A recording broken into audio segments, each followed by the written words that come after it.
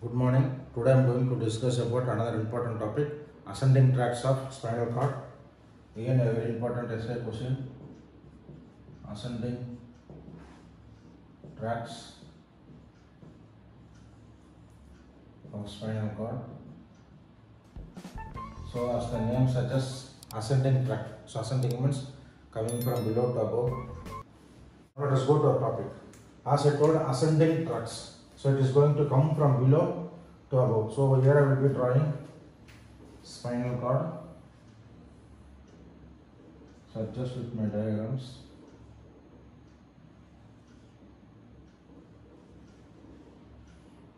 Yeah, this is spinal cord. So obviously spinal cord will be below. Let this be medulla. Then thalamus. Then finally sensory cortex. So spinal cord, medulla, thalamus, sensory cortex. So somewhat it is going to be clear now. And ascending tract is coming from below to above. So from spinal cord up to the sensory cortex. We usually complete with thalamus. So that one of the ascending tract name is note it down, spinothalamic tract.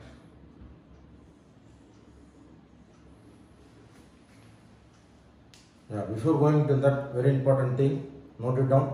All ascending tracts, which are going to come from spinal cord up to the central cortex, or we call it as spinal cord. Many ascending tracts are there. I will write it down here.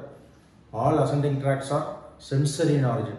That means, for example, spinothalamic tract. So whatever function the spinothalamic tract does, or whatever it is going to carry, is going to be just a sensation, like any type of sensation, like pain, temperature, all those things. And all descending tracts.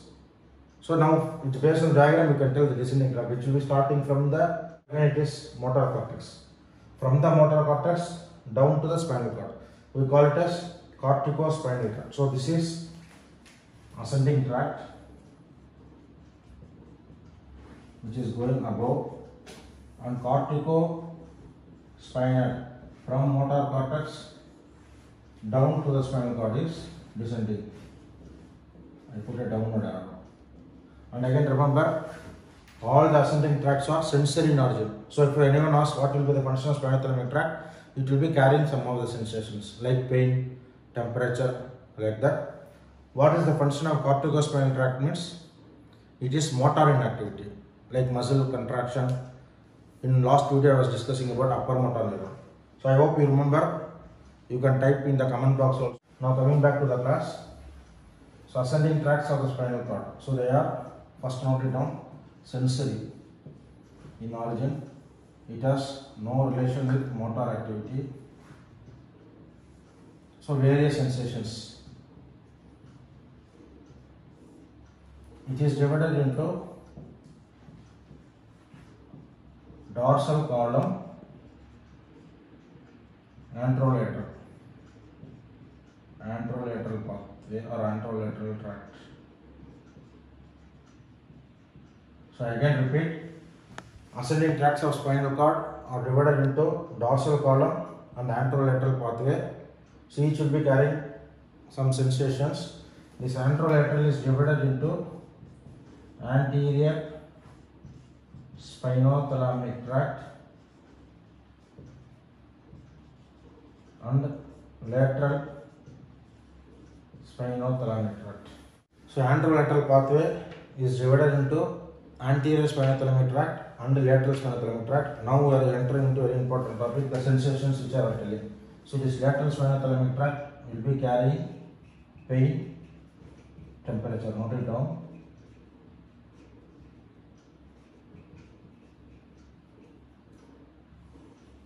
So if you ask pain is carried by what tract, the answer is lateral spinothalamic tract. Temperature is carried by what tract? Lateral spinothalamic tract. Apart from pain and temperature, you are having itching sensation, tickling sensation, even sexual desire. But I want all of you to remember at least pain and temperature is carried by lateral spinothalamic tract. Now coming to anterior spinothalamic tract. Anterior spinothalamic tract carries crude touch. Now coming to dorsal column. I told it can be also separated. You remember, apart from these three sensations, pain, temperature, crude touch, whatever sensations you remember apart from this, so all is carried by dorsal column. That's why dorsal column is very, very important. So I can write fine touch, position sense. I will explain each and everything, don't worry.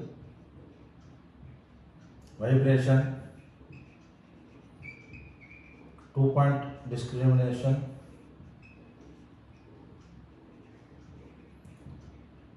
stereognosis,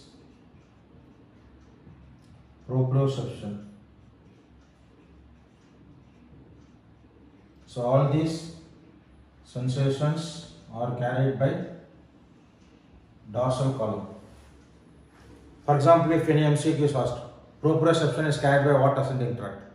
Even though if you are not able to remember, at least you should remember this: crude touch, anterior spinothalamic tract, pain, temperature, lateral. So obviously the remaining is going to be dorsal column. For just understanding sake I am telling, but everything you have to remember. So this is fine touch. Now you should know the difference between what is fine touch, what is crude touch. So using the tip of cotton and just, so imagine even this I can use here. So just using this fine, just this is fine touch, and I should ask the subject to close the eyes, because otherwise with his eyes you will be able to know that I am going to touch. Then I can't assess the position, I can't assess the dorsal column, whether it is functioning properly. So this is fine touch. Crude touch is touching with your finger, or you will be able to, I hope you are able to understand what is fine touch, crude touch. So crude touch is carried by anterior spinothalamic tract, which is a part of anterolateral pathway. Fine touch is carried by dorsal column. Vibration, whether is able to perceive the vibrations by doing the tuning fork test. 2-point discrimination is carried by dorsal column.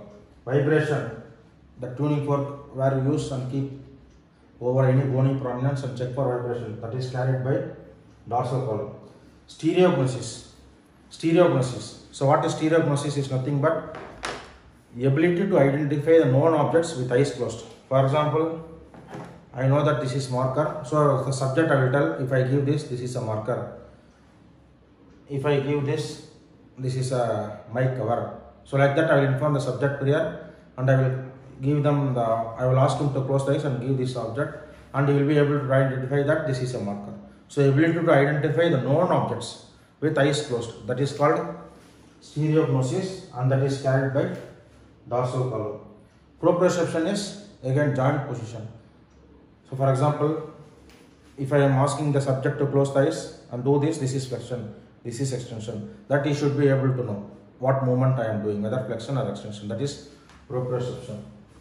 So all these sensations are carried by dorsal column.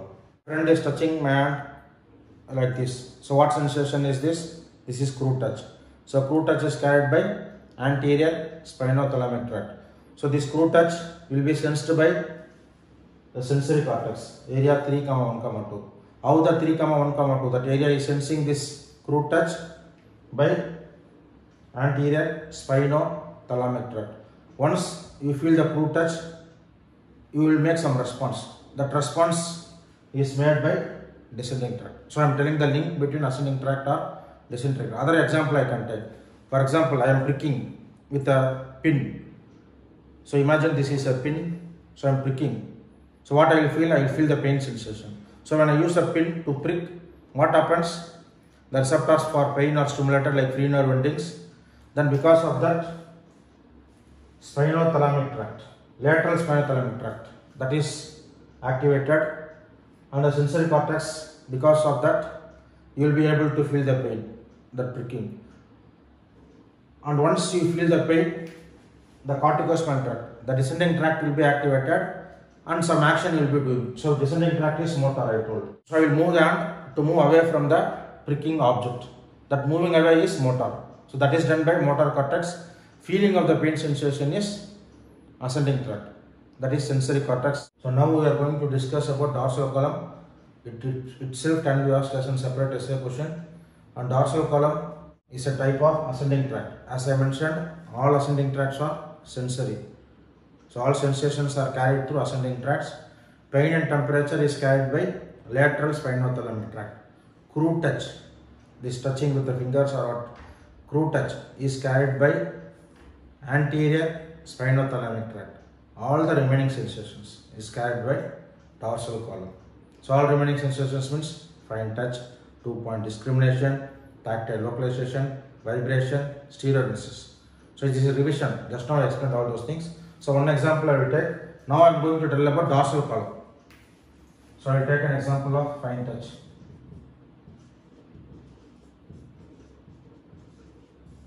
So imagine a tip of cotton, or this is also fine touch. So just I will be closing my eyes. The examiner will be just doing this. So I will be able to feel the fine touch. Why I am able to feel the fine touch? My dorsal column is functioning well. And one of the function of dorsal column is perceiving this fine touch. So what happens? The receptors for fine touch will be stimulated. Then from here, DRG. This is, note it down, dorsal root ganglia. Dorsal root ganglia. So the receptors for fine touch are stimulated, then it goes via dorsal root ganglia and it goes to the dorsal horn. That's why it is called dorsal column. So in case if I am going to draw lateral spinothalamic tract, I will see that the lateral spinothalamic tract goes via the lateral horn. If I am going to draw anterior spinothalamic tract, I will see that the tract goes via the anterior horn. So here it goes via the dorsal horn and goes up to the medulla. Then it crosses in the medulla. For example, if this is right, this will be the left. So the crossing occurs in the medulla. So dorsal root ganglia, and it reaches a nucleus here. The medulla is crossing and reaches the thalamus, and from the thalamus it reaches the sensory cortex. So it's simple. I made it simple. So let this be first order neuron. So which is first order neuron in the dorsal column. So what I am drawing now is dorsal column.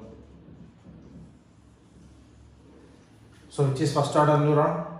From the dorsal root ganglia up to the medulla. So here two nucleuses will come. I will explain later. From the dorsal root ganglia to the medulla is first order neuron, and crossing occurs in the medulla from right to left. If you are going to draw the dorsal column from here, the crossing occurs from left to right. So this is second order neuron. So from the medulla it crosses and reaches the thalamus. This is second order neuron, and this is VPL, ventro-posterolateral nucleus of thalamus. VPL. So it reaches its synapse up to the VPL, ventro-posterolateral nucleus of thalamus. From ventro-posterolateral nucleus of thalamus, it reaches the sensory cortex. So this is third order neuron. So three order neurons you have to remember when you are drawing the dorsal column. So first order neuron is from the dorsal root ganglia up to the, okay, I will put it, nucleus gracilis. I will explain. Then second order neuron is from the nucleus gracilis, or one more nucleus will be there here nearby. Let this be nucleus cuneatus. So from this nucleus it crosses in the medulla and reaches up to the ventro-posterolateral. So this is the second order neuron, and this is the third order neuron. So up to the thalamus, from the medulla up to the thalamus is second order neuron. From the thalamus up to the sensory cortex is third order neuron. So dorsal column contains three order neurons: first order, second order, third order, and two synapses. So this is one synapse and this is one synapse. Now next question. What is this nucleus gracilis? What is this nucleus cuneatus? I hope in anatomy you might have read gracilis is a muscle present in the lower limb. So you can remember like that. So again I have to draw one more. I will use green color. For example, just concentrate. If I am using the tip of cotton to touch the sole of foot or below the knee some part of your body, if I am using the cotton for if I am using the tip of cotton to perceive the fine touch below the knee or sole of foot, the nucleus gracilis, the pathway will be going from dorsal root ganglia to nucleus gracilis, and from there to remaining is same to ventroposterolateral nucleus of thalamus, and from there to sensory cortex. Now imagine I am using to check the fine sensation on face, so it is upper part of the body. Now comes the role of nucleus cuneatus. Please note it down. So nucleus cuneatus carries sensation from upper part of body. Upper part. Gracilis carries sensation from lower part. Not all sensations. What are sensations carried by dorsal column, which I have already told. Fine touch, I don't want to repeat. Vibration, 2-point discrimination, tactile localization, stereognosis, all those things. So nucleus gracilis carries sensations from all these types of sensations from lower part of the body. Now imagine this is lower part of the body. So this is lower part of body, fine touch. Now imagine this is upper part of body. Little bit difficult, but just concentrate. So lower part of body I discussed now. Imagine upper part of body again. DRG, dorsal root ganglion will be there. Here some spinal cord.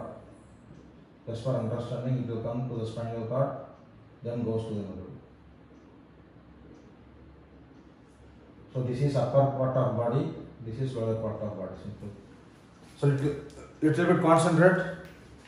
Upper part of the body, fine touch, what happens? The receptors are stimulated and it goes via the dorsal root ganglion, but it ends up in nucleus cuneatus. So no crossing occurs up to the medulla, note it down. In dorsal column, it will go same side from the spinal cord up to the medulla, and crossing occurs only in the medulla. Up to what? From dorsal root ganglion, it goes up to the nucleus gracilis or cuneatus, depending upon which part of the body is stimulated. Lower part of the body ends in nucleus gracilis. Gracilis is lower muscle, so it is easy to understand. Or you can even remember in alphabet, C is above. So C, nucleus cuneatus carries sensations from upper part of the body, these sensations, which are dorsal column. And nucleus gracilis, G is below alphabet. So nucleus gracilis carries sensations from lower part of the body. And another thing while you are drawing, remember, lower part will be medial. So you can see here, this is gracilis, which is medial. Outer side is cuneatus, which is lateral. That also you should note it down. So while drawing, when I am drawing two nucleus, see that gracilis will be medial, cuneatus will be lateral. That is important. And again I can draw from this side also. Fine touch. If I take lower part, so again it will be like division. So this is dorsal root ganglion. From dorsal root ganglion it goes via the dorsal horn. That's why it is called dorsal column, and up to the medulla. Again here you will be having nucleus gracilis and cuneatus will be lateral. Since this is lower, you know it will be going to the nucleus gracilis and it has to cross. Yeah, for this it will be crossing occurs here. So this is from this part and this is from this part, and again it will go to the ventroposterolateral. I can draw like this, ventroposterolateral nucleus of thalamus, and goes to the sensory cortex. So I have drawn dorsal column for right side as well as for left side.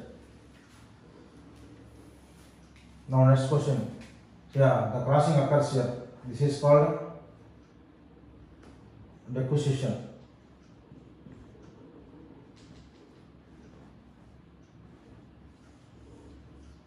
So the crossing over occurs here. So right side crosses to the left side in the medulla, left side crosses to the right side in the medulla, and just I want you to note the name of the second order neuron. Yeah, up to thalamus is second order neuron. Yeah, this one. So this name given is, so it now became clumsy. Medial lemniscus. I will draw here. So this is medial lemniscus. So don't confuse. So medial lemniscus. So don't get confused. I will again repeat. No problem. I am now discussing the ascending pathway, dorsal column. So just concentrate dorsal column. Three neurons are there. Three order neurons. So first order neuron is from the dorsal root ganglion to the nucleus gracilis or cuneatus, depending on which part of the body. Second order neuron crosses in the medulla from this nucleus and reaches up to the ventroposterolateral nucleus of thalamus. Third order neuron from the thalamus, from the ventroposterolateral nucleus of thalamus to sensory cortex, area 3, 1, 2, post central gyrus, and crossing occurs in the medulla. So now they may ask, what is medial lemniscus? Medial lemniscus is nothing but after crossing occurs, they ascend. These ascending fibers are second order neuron which ascends from the medulla towards the thalamus. After crossing in the medulla, it goes to the thalamus. That part is called medial lemniscus. So that also you can note it down. Now applied aspect, yeah, we know if dorsal column lesion is there, all these sensations will be lost, like fine touch, vibration, stereognosis, all those things. Another interesting thing, you just imagine, yeah, if I already explained in Brown-Sequard syndrome very clearly.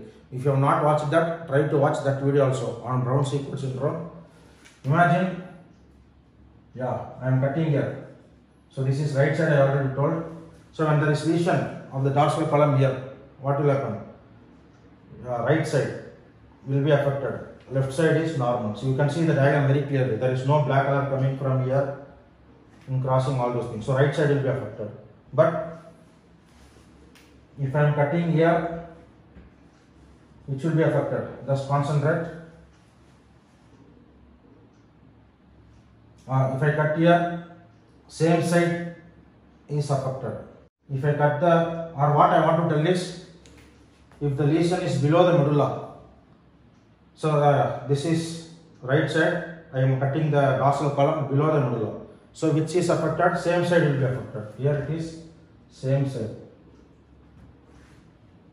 Now crossing, yeah. For this tract I am taking. If I am cutting above the medulla, what happens? Opposite side will be affected. That is, I am cutting on the left side, but since the crossing over has occurred, so listen here. Below the medulla, the lesion of dorsal column, same side is affected. Above the crossing of the medulla, it's very simple. So above the crossing, opposite. For example, here I am cutting on the left side, but it has crossed here. So the right side will be affected. Same side below the medulla. So below the medulla, same side is affected. Above the medulla, opposite side is affected. Sensation is affected. That also you should remember.